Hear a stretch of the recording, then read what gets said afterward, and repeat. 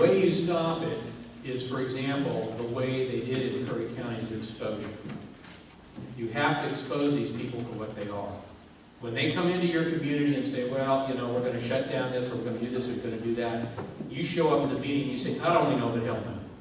Yeah, but when you got between 60 and 70% of the general public that's too stupid to vote and sit on the jury, and they keep putting these idiots in office just time after time after time, how'd you learn your 35% was going to be 65%? That is an excellent question, and the only way I can answer that is you've got to keep trying. Remember, when the shot heard around the world was fired, only 30% of Americans supported our revolution.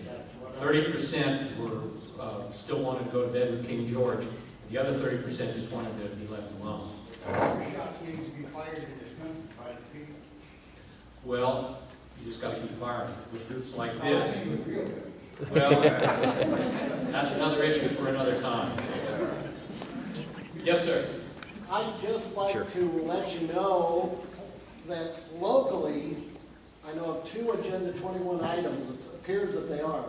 I work for the Agriculture Department locally, and I get regular newsletters on sustainable agriculture. They use the same terms that you have used from a respected institution, UC Davis Agricultural School. I'm sure they get some kind of grants, but I don't know anything about it. I just know that I get those newsletters all the time.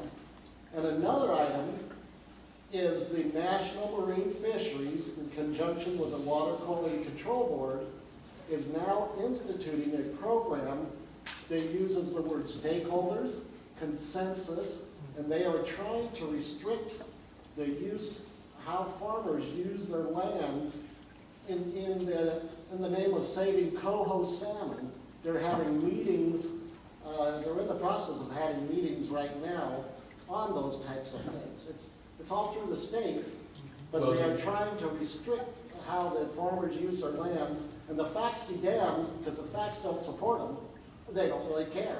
They get their facts from the environmental groups and assume that that's where the starting point is. Well, that's Agenda 21, right? Exactly. When you said that, it sounds just like it. I can't say for sure, but it sure sounds like it. When they use those same terms, they're trying to restrict the local farmers' land use rights and how they can use their property. Is that here in Delaware County? Is that here in Delaware County? Or? Yeah. Yeah, It's everywhere. it's everywhere, but it's Delaware County, and they're meeting down in Eureka.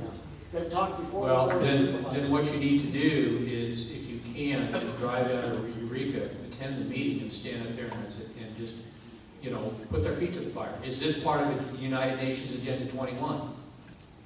Well, I'm sure they wouldn't say it is, just people don't really know what it is until they're informed. But they Well, use you the need same to keep terms. asking. You need to expose them. You need to put them in a corner, paint them in a corner. Yes, sir. You know, we keep talking about Agenda 21. Who are they? Who is implementing this? And there's 300 million people in the United States. How many people are telling us what to do? Several. Government employees, for example, federal government employees. I mentioned the incident with the gentleman trying to pan gold in Smith River. Who told them what to do? Well, it's part of executive orders. It's part of the United States Code, for example. You know, there are, you know, people think about federal law in terms of, let's say, the Constitution and things like that. But there is an entire huge, and I mean absolutely staggering body of law called USC, the United States Code, where that is, you know, just covers anything and everything, and statutes are added to that code every year. And it's done through Congress by special interest lobbyists, which the environmentalists are a huge part, that basically drive this kind of behavior. I'm going through a situation right now in the U.S. Forest Service, trying to get access to public lands that I have mining claims on. They're telling me that I can't use the existing logging road right there because they're going to let that land go back to nature. That's Agenda 21, I right? pointed out to them that according to the USC, the federal laws, I got a right to to take a D8 and take a road from the highway all the way down to my plant. That's my right. And I told him, I said, I'd rather use the old logging road. Let's try to get together on this, guys, before we have to go to court. And they're implementing their ideas of the rules, and a lot of that stuff that they're coming up with is inter-office decisions. It was proven that the Supreme Court upheld the mining laws in '99, in '98. There's court cases before and since then that have been upheld. But yet the Forest Service has still said, well, this is what we want to do, and we're going to do it. Well, I think your only redress under that situation would be to take them to court, to file a lawsuit. But see, what they're doing is they're banking on that you won't. The government has unlimited resources. You're going to have to go out, you're going to have to find, first of all, you're going to have to find an attorney that wants to take them on. And then you're going to have to put money up front. And they're using the stick we bought for them to beat us. Exactly. That's an excellent metaphor. They're using the stick that you bought for them to beat you up. And it just will keep going on and on. Yes? Is it true that executive orders are from the CEO, which is the President of the United States, and that he is the corporate head of a corporate government whose policy is now different from the constitutional agenda prior to Lincoln's leadership? In other words, we're dealing with corporations, not with de jure government. Well, that's been the way for a long time, Doug. You could argue that clear back to the Constitutional Convention, that Alexander Hamilton orchestrated the entire Constitutional Convention. There is a book, I read it in college, called An Economic Interpretation of the Constitution by a professor named Charles Beard.